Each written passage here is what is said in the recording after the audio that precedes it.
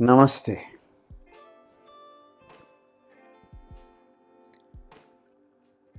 Spiritual business. Now, both words seem to oppose each other. How have they come together? Let's discuss about that. Business, as you know, is more to do with profit or loss, and primarily for selfish reasons. Whereas the subject of spiritualism relates to the subject of the self, who you are. You are that spiritual beingness going through a being of human body and mind. So, spiritual or the subject of spiritualism goes beyond body and mind into the realm of the spirit, what the spirit is all about. Now, this spirit does not indicate alcohol or fairies or demons or etc., etc. It's the subject of spiritualism concerned to the spirit, which is aware conscious energy in the mind, settled in the mind. That is how we are termed as body, mind and soul. Not just the body and mind. There are always three elements, three ingredients as a composite one, integrated into one, body, mind and soul. So, spiritualism tells us who we are beyond our feelings, beliefs, experiences and realization. Most of us are aware of the body and mind, but ignorant on what the soul or the spirit is. Though we liberally use the word spirit, but none of us seem to or bother to understand, and that is why there's such a severe, chaotic, I would say, inflation in the mind. Mind is incessantly chattering here and there, multitasking. There's chaos, there's disturbance, anxiety, depression, worry, imbalance, everything that we can think of, because nobody is concerned about the third aspect of life, spiritualism. Spirit relates to those waves of aware conscious energies, a supreme ability of energy. Now, what is energy? Energy is the ability and the capacity to do work. And in quantum mechanics, all that exists in this universe is energy. That means we as body and mind are an optical illusion.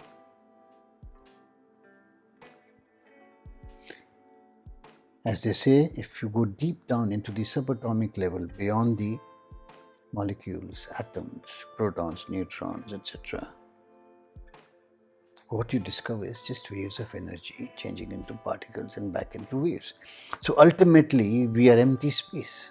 That's what Google will tell you. 99.99999, we are empty space. So body and mind, condensed energy, vibrating in different frequencies, is what we are, the quantum of what we are in matter and consciousness, which consumes, say, 4% of the universe as given by science. 96% is dark energy representing nothing. So from this nothingness comes out this matter and consciousness, which includes the whole galaxy of planets, including the planet Earth, and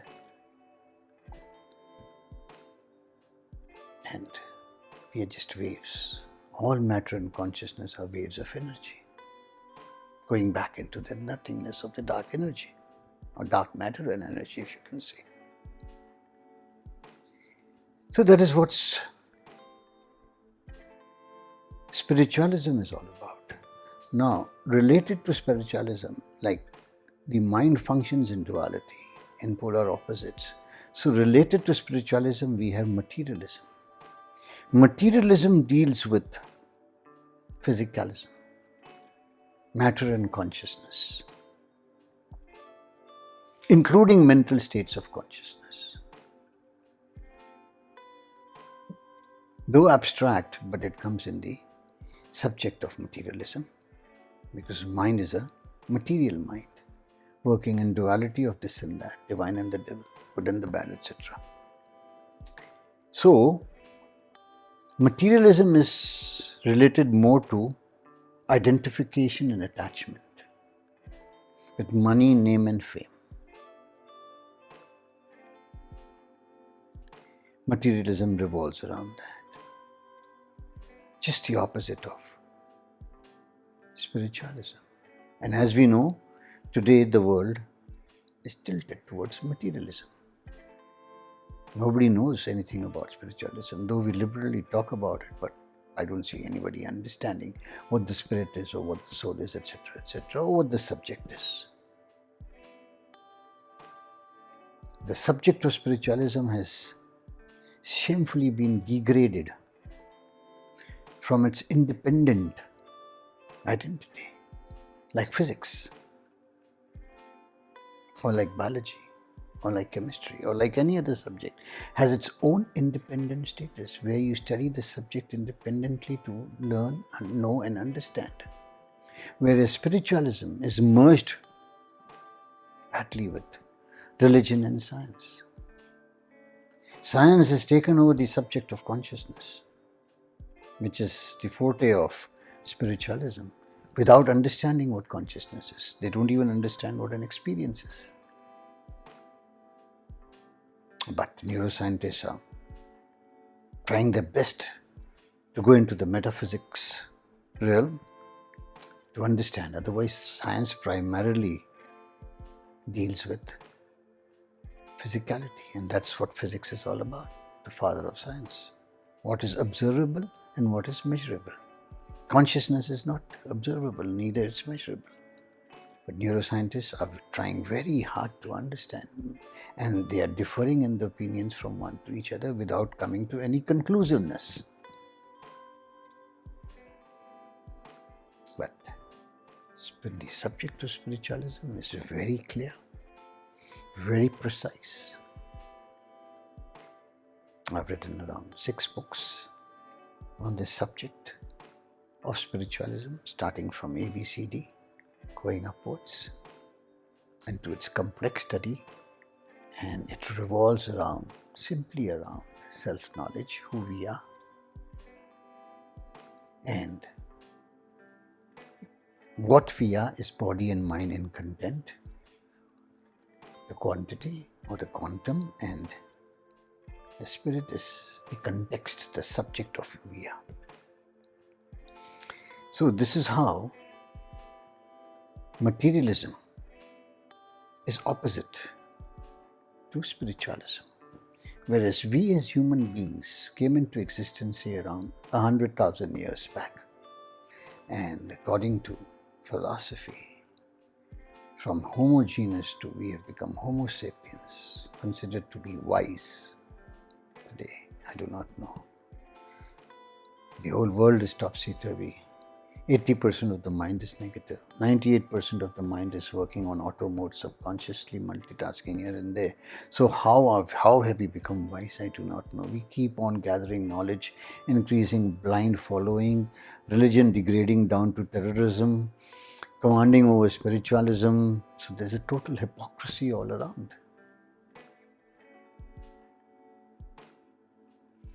Yes, technology, digitalization, providing us comforts for selfish needs. Yes, that's on a very high scale. But there is no proper balance because we do not know the third element. We do not know the third element. And spiritualism says all that exists is Brahman, coming from the oldest scriptures known to mankind, originating in India, And the oldest religion known to humankind is also coming from India, called the Hinduism, which evolved from Brahmanism, that is spiritualism. Evolved, say around over 5,000 years back. From the Upanishads, the scriptures of Upanishads, from which the teachings and the philosophy of Vedas came out, which deals with Advaita Vedanta, non-duality, signifying that all that exists is not two. Not two. All that exists is zero, or shunyata, or shunya, nothingness in this nothing of a universe from which everything appears and disappears because of the ability of that nothingness, which is energy. Everything appears and disappears. Whether it's the sun, moon, planets, everything.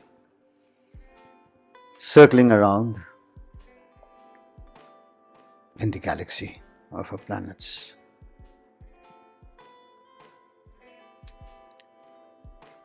So it started over 5,000 years back, and the subject of spiritualism was taught primarily to the kings and princes. And that is why in Hinduism all human gods are kings and princes, leaving aside Shiva, that which does not exist, the Lord of Lords.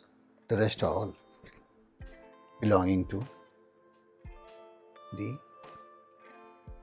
kings and princes. And when the sages realized that this metaphysical realm of spiritualism could not be imparted to the masses, as they would not understand, and they would not want to understand, like the majority of the human race today is also refusing to understand the metaphysical realm of the spirit, as to what it is, who is it, what does it do, what role does it play. Nobody is interested. Same way, from 5,000 years, people were not interested. Only the kings and princes were taught, because it was supposed to be Parvidya, higher knowledge, going beyond the body and mind. So it was restricted to that level. And the origin of religion took place. These sages had to form a human god, formulate one for the masses to inculcate fear and discipline, moral values, with supernatural fables, traditions, rituals, and people started listening, believing. Religion was to convey the message of spiritualism in a very indirect manner, of oneness, of wholesomeness, of fulfillment, how to be holistic. And the masses were more interested in the heroic deeds of the kings and princes as human gods. And it turned into faith, from belief to intense faith, to which religion from separate communities in separate land areas became organized into organized religion, which started competing with each other, killing each other, wars started taking place. And even today, maximum deaths are due to religion, degrading into terrorism. But the hypocrisy is that it commands spiritualism, the subject of spiritualism, which speaks only of anonymity and oneness, is taken over by religion as well as science.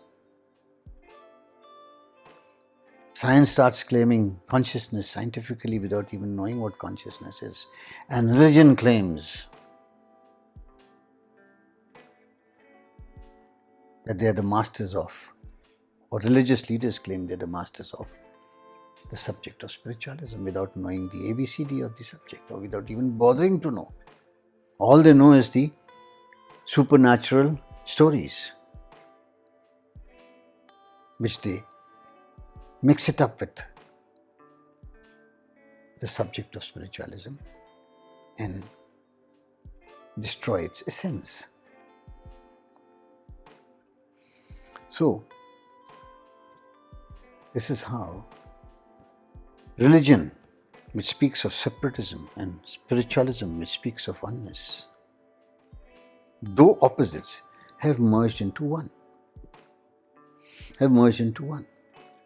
So we have today is pseudo spiritualism. Pseudo. Full of hypocrisy. And what is the reason behind all this? Reason.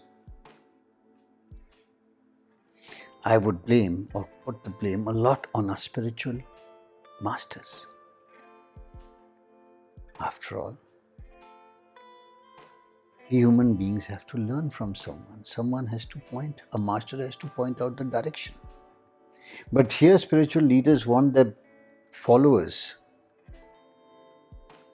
to become blind on what they are saying. They can't argue. And continue following, not say like a doctor who prescribes a medicine and does not wish his patient to come back again, unless the problem continues or persists. That's the intention of a doctor. You don't need to go back to a doctor, but no, sorry. You need to go back again and again to the spiritual leader because he wants you that way. He wants you a puppet. He claims that he can grant you what you desire. They have all sorts of claims to get you out of depression. They're acting more as psychiatrists and psychologists. And on top of that, they have to adorn themselves in separate type of clothing, from robes to saffron color to turbans to beard to tikas, what not they do to enhance their personality. And besides that, then they start adding prefixes to influence blind followers, to project to blind followers that we are somebody special. They call themselves they add all sorts of prefixes like Satchitanand. Satchitanand means to exist in pure consciousness is bliss. Mahatma, Acharya, there's an endless list of prefixes that they add, which I don't want to continue any more in order not to create any animosity. But so are the motivational speakers, religious leaders, spiritual gurus. All are working for their name and fame, which is just the opposite from the subject of spiritualism. Spiritualism demands anonymity, no identification, zero identification, because it claims that you are zero, shunya. But no, not in such cases. Here you see when the marketing campaign is on of any spiritual guru, his photographs displayed 9 feet high, 6 feet high, etc., everywhere. Those are the spiritual leaders of today. And say, for example, when it originated over thousands of years in India, there is no founder.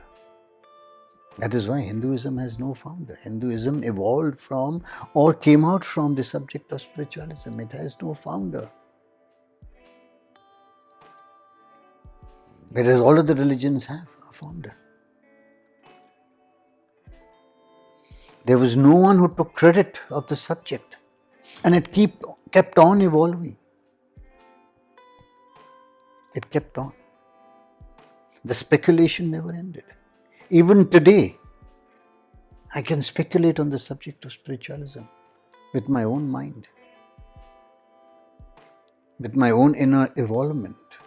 of the subject of spiritualism, provided I know the subject or the ABCDs of the subject properly. So, spiritual business is the most, I would not say the most, but it's a highly profitable business because it only speaks of profit. It has no losses. With millions of followers emptying their pockets, it has zero losses. What better business can you ask for? That is why I titled the topic of today a spiritual business. It is a business reeking with hypocrisy.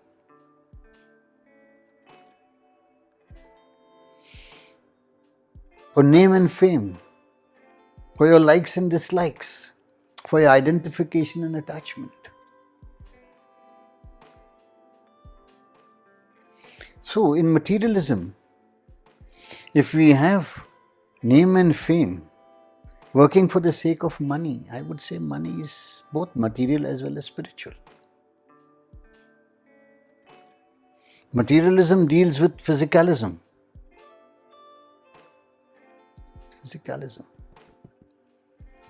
Spiritualism deals with the abstract, the spirit, the non-physical, the non-dual. Physicalism deals in duality, male and female. So, money is both material and spiritual. I would say everything. Even desires. I can have a spiritual desire to evolve. It's not the subject which we can blame. It's the attachment to that subject. Once we become attached to our desire, the problem starts. Same is the case with money. It all depends in what conscious relationship you have with your material possessions or with money. If you're overly attached, if you are clinging to it selfishly, it goes towards materialism. But if your money which you have earned rightfully is meant for yourself and to share, and meant to share in generosity and selflessness, it has very high values. Money is the medium like air and water. You require money to go to a temple, to a church, to buy a spiritual book, or for everything, to buy water, to drink, to even to air, to get it purified, you require money. Money is required. It's a medium. It's a very vital medium, as vital as water and air. It's a part of our life. You can't negate money. Sorry, it's the attachment to money which is wrong. And that is where the problem lies. Identification and attachment. So the Vedas and the Upanishads gave us 4 Purusharthas, the 4 requisites of life. Dharma, Artha, Kama, Moksha. Dharma means righteously. Righteously. Artha, economic prosperity. Kama, satisfy sensuous desires. Inculcate all these 3 first and then think of moksha. Moksha means liberating yourself, that is the spirit, from the mind and body. Do not get attached. Attachment is the worst curse. Do not identify with your name and gender. That spirit is separate. On its own, it's universal. It cannot be identified with a name and gender. That is why in the 4 Mahavakyas they claimed, that art thou, Tattvamasi. That is the 3rd Mahavakya. So, You are that ultimate. But what you are is in body and mind, not the ultimate, in duality, limited. The spirit is unlimited. And that is how through the spirit you get the intelligence, and through the mind you get the intellect. You get the intellect. Intelligence gives you that unique understanding for which you become unique in your uniqueness. 7.5 billion people all are unique through their intelligence. But intellectually, it's the same. Say the same class that you attended, say the same college you have been to. But those who are intelligent shine. And those who are not, though they have learned from the same master, the same subject, they may not rise or they may not succeed in the material life. So both are required, material as well as spiritual. Is how less you are identified and how less you are attached in that balancing procedure is what takes you upwards. Right now, the tilt is totally towards the material aspects. The spiritual is ignored because of its ignorance in the subject, not because of anything else. That is why it is ignored. That is why we are not considering, and that is why there is so much of negativity. 80%, that's what science says. And so much of subconscious thinking in auto mode where your conscious self is not playing a role. Hardly 2% or 3%.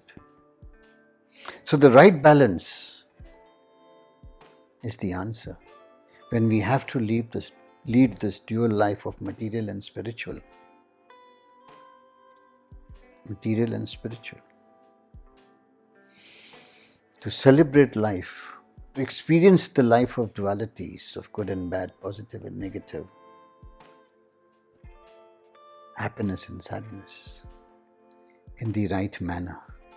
And we should be very cautious about the business of spiritualism, which is prevailing all around the world, where it's all jumbled up with other subject. And we are ignorant about it. It is our ignorance which is bringing us down in our values, in our esteem, whereby we are destroying this planet Earth through sheer ignorance and selfishness, without a trace of humanness in us, for the sake of humanity and humility. To be humane, to become human.